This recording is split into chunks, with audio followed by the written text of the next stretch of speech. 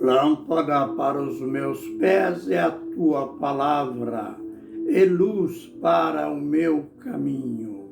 Salmo 119, verso 105. Ministério Pão Vivo. Vem comigo em meu canal no YouTube, Gotinhas da Verdade, para mais algumas gotas de conhecimento, de revelação da palavra do Senhor. A gente continua participando, ainda que indiretamente, daquele culto especial na casa de Cornélio. Pedro foi convidado, aliás, foi ordenado por Deus para que ele fosse até a casa de Cornélio, embora Cornélio sendo gentil e sabendo-se que os judeus não consideravam os gentios, isto é, povos de outras nações, como participante ou participantes dos propósitos de Deus. Mas neste culto, Pedro descobriu, ele mesmo disse lá para os presentes, que Deus não faz acepção de pessoas. Isto é, Paulo diria mais tarde, ali no livro de Gálatas, Paulo diria que nem homem, nem mulher, nem judeu, nem grego, isto é, ele englobou tudo. Não simplesmente ele estava apenas apresentando a ampliação do plano, do propósito de Deus.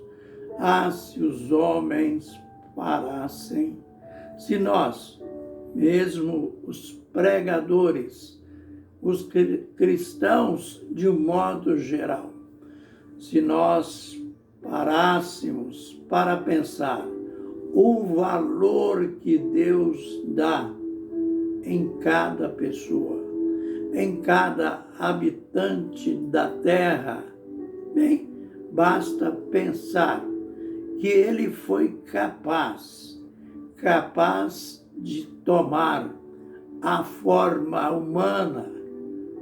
A encarnação é a prova disso. Ele foi capaz de se tornar homem e morrer em nosso lugar para nos salvar. João 3,16 diz: porque Deus amou o mundo de tal maneira que deu o seu Filho unigênito, para que todo aquele que nele crê não pereça, mas tenha a vida eterna. No entanto, mesmo sabendo disso, os próprios apóstolos ainda ignoravam a amplitude deste amor, a amplitude, o alcance do propósito de Deus. Mas aqui a gente está aprendendo nesta ida de Pedro na casa de Cornélio, ele, porque tinha visto aquela visão, aquele lençol que descia e subia cheio de animais impuros, e ali havia a ordem explícita de Deus: Pedro, mata e come.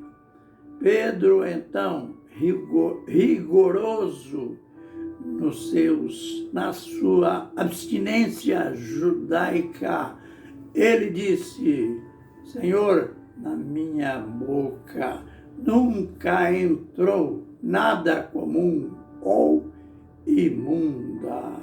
Mas Deus disse: Pedro, não considere imundo aquilo que Deus purificou.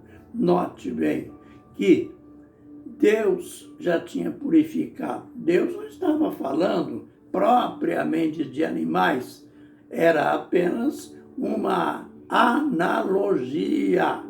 Deus está mostrando para Pedro que, para nós, que mesmo depois da fundação da igreja, mesmo depois do dia de Pentecoste, quando os judeus ainda consideravam os gentios imundos, Deus disse para o apóstolo: não considere imundo o que Deus purificou.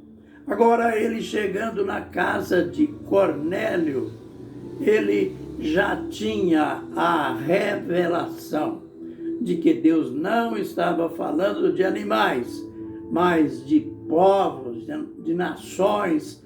Ele estava dizendo para o apóstolo: esta gente que você pensa que está excluída dos meus planos, dos meus propósitos, elas também fazem parte do meu plano, do meu propósito. Por isso, Deus disse para o apóstolo: vão chegar aí na sua porta alguns homens te convidando. Olha, não rejeite, não. Deus já disse isto porque sabia do preconceito do apóstolo, mas para evitar que se perdesse aquela oportunidade, Deus disse: olha, não rejeite, mas acompanhe estes homens e vai lá.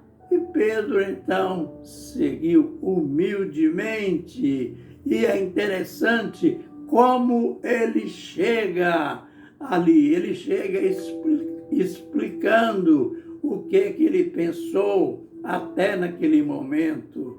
E olha, eu descobri agora que Deus não faz acepção de pessoas.